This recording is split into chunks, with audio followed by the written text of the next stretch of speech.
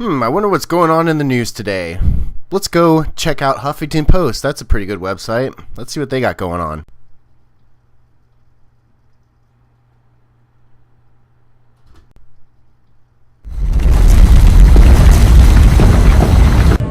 Here we go again.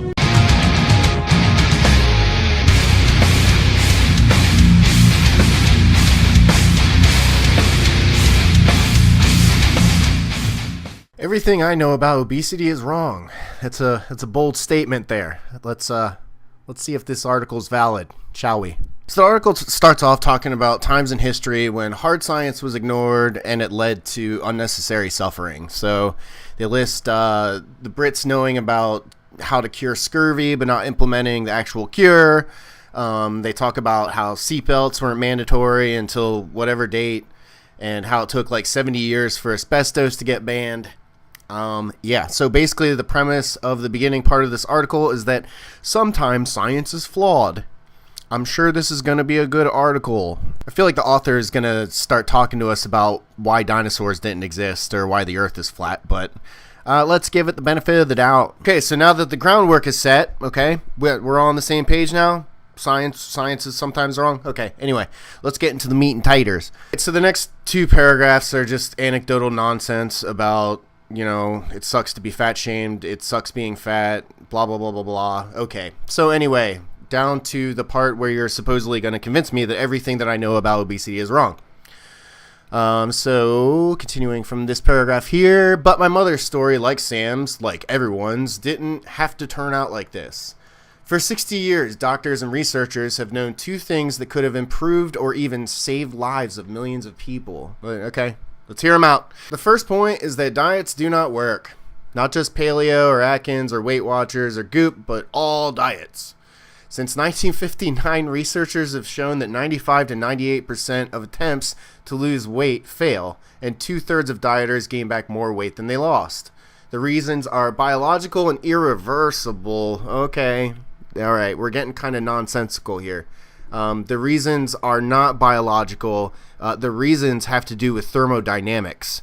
It literally, it doesn't get any more complicated than that, okay? Thermodynamics. How much energy are you burning throughout the day? Okay, the only way to get fat is to consume more energy than you are outputting. There's no debating that. It's not up for debate. This is not up for debate. So, I mean, I talk a lot of shit on this channel about strict dieting. I don't think that strict dieting is very effective. However, this is taking it a few steps further. Like, counting your calories doesn't work. Like, basic science is wrong. I don't think so.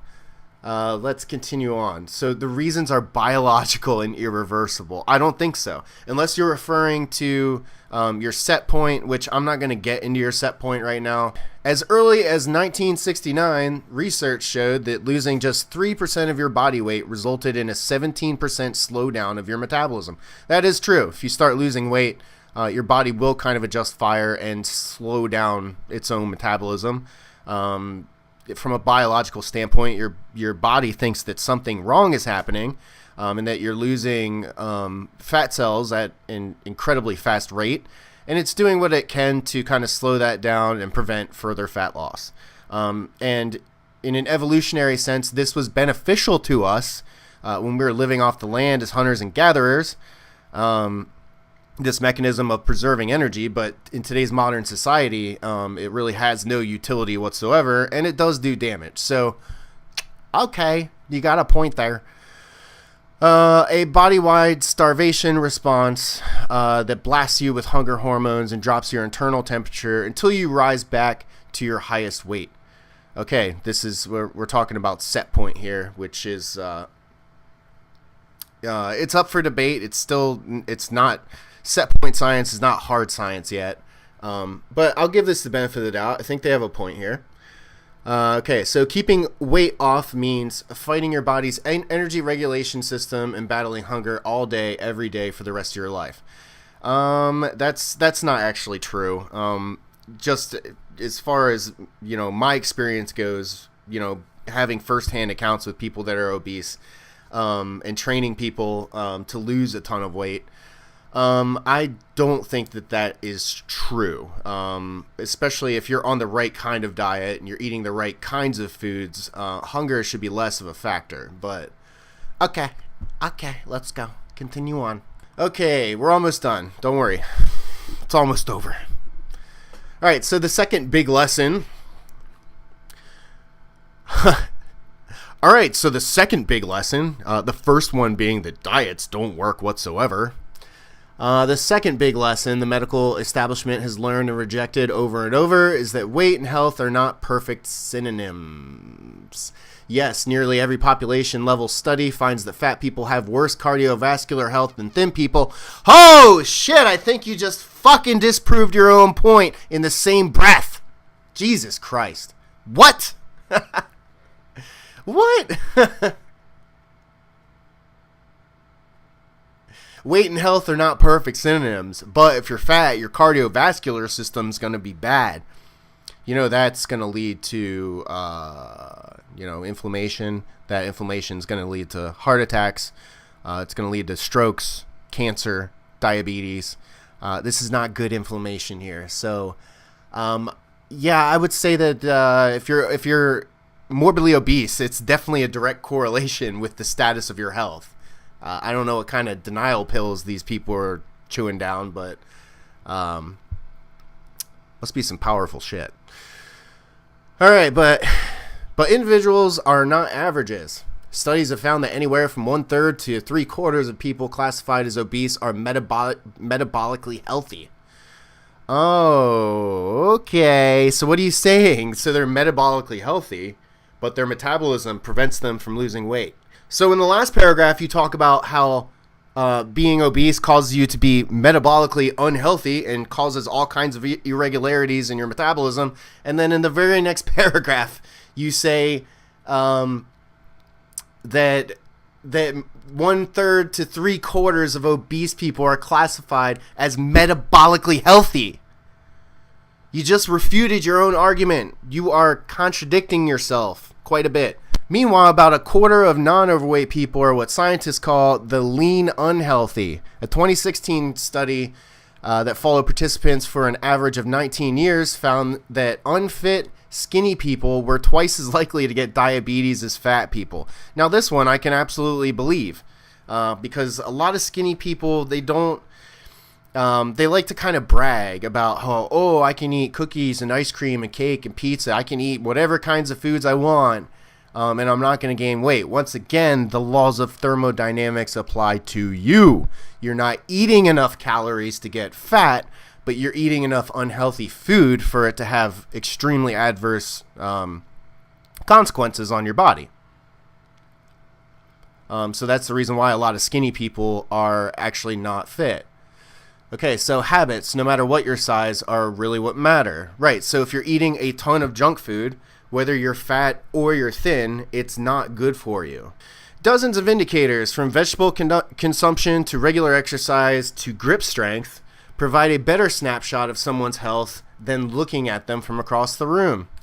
That's actually, that's not a bad point. Like the person said, you could be skinny and have a really bad diet. You could be addicted to drugs and just be completely unhealthy and setting yourself up for an early grave. Or you could be obese and addicted to food and possibly drugs, and also put yourself in an early grave. But saying that size is like no indicator whatsoever, I mean, if somebody is morbidly obese, that is a clear indicator that, their health is rotting. Their bodies are rotting. They're going to die early. There's no two ways around that. So I kind of see your point there a little bit, in a way. But anyway, let's close this up. Here's the conclusion here. The terrible irony is that for 60 years, we've approached the obesity epidemic like a fad dieter. If we just try the exact same thing one more time, we'll get different results. And so it's time for a paradigm shift.